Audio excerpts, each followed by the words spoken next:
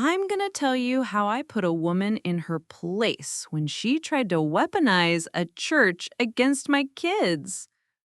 Please do not forget to subscribe, push the like button, leave a comment.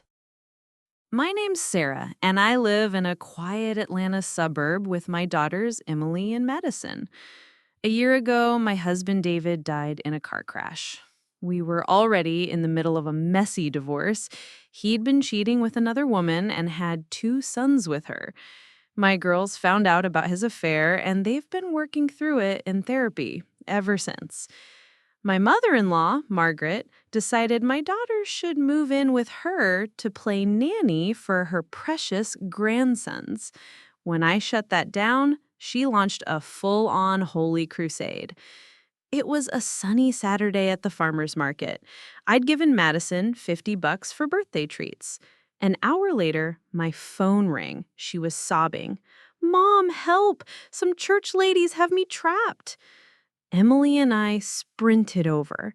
6 old biddies had cornered my youngest by the honey stand, like a pack of righteous wolves.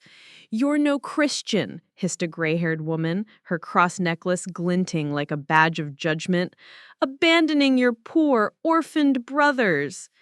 "God smites the disobedient," another barked, waving a Bible like a battle axe. I shoved through the self-righteous holy mob. "Emily, get your sister to the car." I spun on the women. "What the hell are you doing ganging up on a kid?" "You're worse than a sinner," screeched a redhead in a tacky pink cardigan. "Sister Margaret spilled the tea on your rotten family." "Keeping those boys from their kin," snarled a heavy-set woman, her angel brooch gleaming with fake piety. Their shrill shouting turned heads, pulling a crowd of gawkers. A security guard marched us all off the premises. That night, Michael from New Hope Church called, the only sane soul in that place. "Sarah, I'm sorry about those fanatics." Margaret whipped up a firestorm in the church's private Facebook group. "She's claiming you left her and Frank penniless, and your girls ghosted their grandpa. So what's the big deal?" "She's lying about the boys. Says you hired a surrogate, then ditched the kids when you found out they were boys." I was floored. Genius move! Margaret dodged David's cheating, a cardinal sin in their hardcore Baptist church. Now I was the heartless villain who abandoned babies. "The whole congregation's praying for Margaret and cursing your name," Michael said. I stayed up all night plotting my revenge. I had the divorce dirt. Photos of David cozying up with his mistress Jessica, their lovey-dovey texts, and Margaret's messages covering for her darling son. Best of all, screenshots of her and Frank calling my daughters spoiled brats. Come morning, I hit the print shop. Premium paper, fancy folders, make them look like church hymnals. At home, I crafted a masterpiece. The folders screamed Sunday's service, adorned with little crosses. Inside, glossy shots of my late husband locking lips with a dark-haired Jessica in our own living room. Below, in elegant font, David Mitchell and Jessica Rodriguez, 2022. Sunday morning, I pulled up to the church 30 minutes before service. In the foyer, a table held spare hymnals. Nobody bothered checking them. I stacked my special editions on top, blending them in perfectly. The service kicked off with the usual hymns and amens. The pastor told the forgetful to grab hymnals. Silence at first, then gasps ripped through the pews. "Lord have mercy," Mrs. Wilson yelped. "That's David smooching some Latina woman," Mr. Thompson let out a whistle. The congregation erupted like a kicked hive. Sister Betty read aloud from the texts, her voice trembling. "Dear Jessie, Ethan and Noah look so much like me." "And here's Jessica," Mrs. Penelope jumped in, clutching a folder. "Wish you could be with us all the time, darling." Margaret sat pale as a ghost, her face frozen in horror. Frank gripped his chest like he was about to keel over. "It's a lie! Sarah's unhinged!" Margaret shrieked, her voice cracking. But Mrs. Smith was already reading Margaret's own damning words.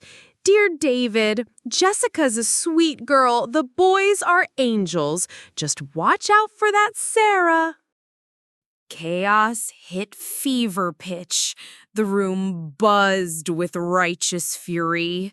"How dare you lie to us, Margaret?" Sister Dolores bellowed. "We prayed for your fake tragedy." "My son was a saint," Margaret sobbed, tears streaking her face. "Sarah pushed him into sin."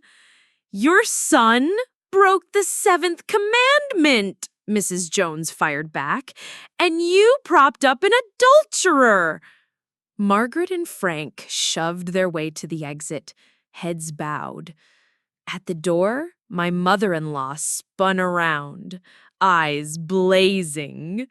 "I curse you, Sarah Mitchell!"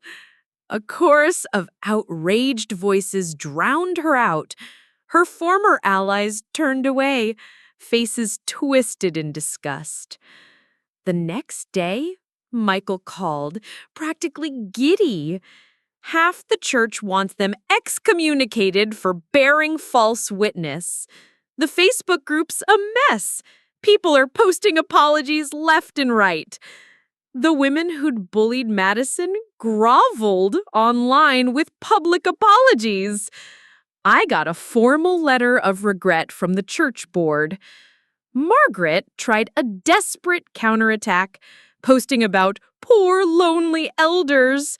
But the comments tore her apart. "Stop your lies. Your son was a cheater. How dare you trash those girls?" Her post vanished in an hour. A month later, Madison was beaming after therapy. "My doctor says you're a straight-up mama lion." Emily wrapped me in a hug. "Now everyone knows. Nobody messes with the Mitchell crew." A legal document arrived. Margaret and Frank dropped their custody bid. Their reputation was in ruins. When my girls ask if I did the right thing, I remind them of that day at the market. 6 fanatics tormenting a kid. Messages calling us brats. Margaret and Frank hightailed it to Alabama. Rumor has it they found a new church where they keep their past on the down low. But in tight-knit religious circles, secrets always bubble up. We're living easy now. My daughters are tougher than ever, wrapping up therapy. Emily's gunning for a psychology degree. Madison's diving into journalism. She says truth should always outshine lies. Sometimes I think cruel people only get the message when you hit hard. Justice isn't handed to you. You take it with your own hands. And you know what? I wouldn't change a single thing.